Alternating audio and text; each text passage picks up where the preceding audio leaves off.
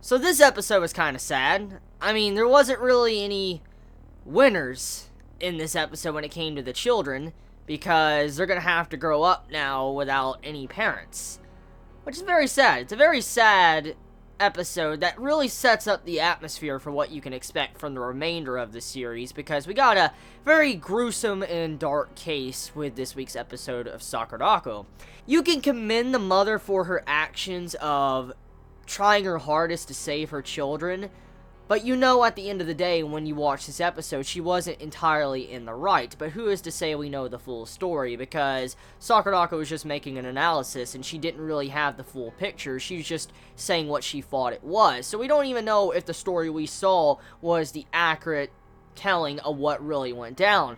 But whatever the case may be, the mother, she died to protect her children, and it was a sad conclusion because, like I said earlier on, I mean, these children are gonna have to grow up with no parent whatsoever, and that's probably a hard life to live. You have to also figure that the mother let this person, this dude, which we didn't really find out. Actually, this is one thing I want to mention before I go further into this.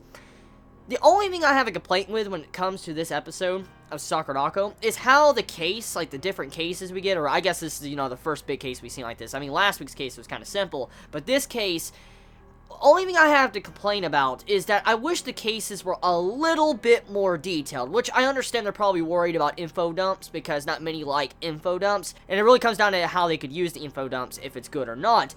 But for now, though, the only thing I really am disappointed is the lack of, like, the entire picture of what is going on, because we didn't really get the full motive of this drug addict in this episode. I mean, he's a drug addict, and you can write it off as saying he was fucking crazy, he was on some drugs, and that's why he was acting like he was, but we didn't really get the full picture of why the wife was with this dude, or why this girl was with this dude, and, you know, why did she trust this dude? I mean, why did she even open the door for this dude? I mean, there's just many questions that I have about this case. I wish that the episode would have clarified. I'm willing to bet that the light novel, I think this is based off of a light novel, I'm willing to bet the light novel clarifies a lot more, and since this is anime, they probably, you know, cut corners just to get the runtime just right, for they could just tell the brief summary of the story. But that is my only complaint. Besides that, the episode, especially with the atmosphere, like with finding out what happened to this mother, was a really good way to set the tone of the series. Like, seeing how the mother, she let her child, or we don't really know the full picture, which leads back to we don't know the full picture, but we know her child, the older child, has a hurt arm, like a fracture, and the child's gonna have to deal with that for the remainder of her life. And the mother didn't, like, really try to help the daughter out as much as possible, so there is a lot of questions you have to wonder, like, what really was the reason why she didn't want to, like, give her full name? Like, she gave a fake name to the hospital, a fake name to her child. Like, why did she do this? Like, was she trying to hide from this drug addict, or was there something else? See, there's many questions I have, but if I continue looking at it, I'm just going to continue questioning more, so let's look past that for now. The big thing I want to point at is that the cases we're getting from Sakurako is something I think we're going to probably have to expect for the remainder of the series, while it builds up to the in-game plot. Because from what we have for each individual case we've seen so far from these two cases, from this episode and last episode, we have build up to a possible sad backstory to Sakurako, because we see it to where she looks at our main male character, Shotaro, and she's like, Sotaro! And, you know, she says that name, and she gets upset, and you see this child looks like he's running out, and it implies that this dude, her old friend or something, died in the past. Maybe a brother, maybe a friend, whatever it is, it's implied that this dude has died. And what's very ironic is that his name is almost spelled exactly like our main male character, Shotaro. Sotaro, Shotaro. So it's a really crazy situation our character is currently in, and I wonder where that's going to lead as well. And speaking of the situation, especially with, you know, this Sotaro that might be implied to be dead, if you look at the opening song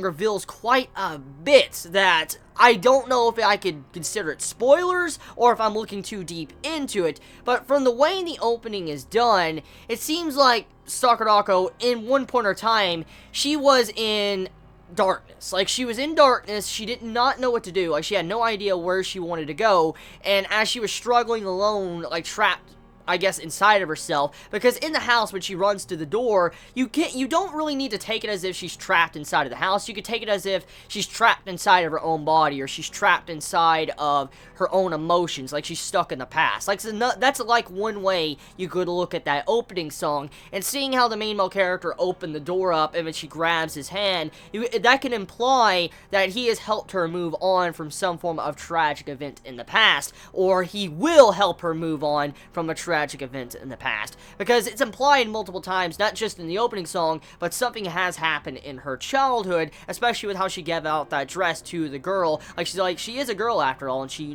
gave that little girl the black dress. So yeah, there's a lot of foreshadowing with this episode that sets up for the future, and I feel like the way it's being handled, they're doing a good job, because it doesn't feel like they're trying to info dump about Sakurako's past. They're doing proper exposition to where it doesn't feel like it's being forced in, so it's gradually slipping us more and more of Sakurako's character, along with our main male character, Shotaro, as we progress on through the series. So yeah, episode pretty damn good. I actually like this episode a lot more than the first episode, because the morals to how the mother and the children were done, it was a really good episode, regardless of some of the flaws it had with, some of the things being a little bit left open. It was still pretty damn good. So let me know your thoughts in the comments below. You all have a wonderful day or not wherever you live. Please be safe.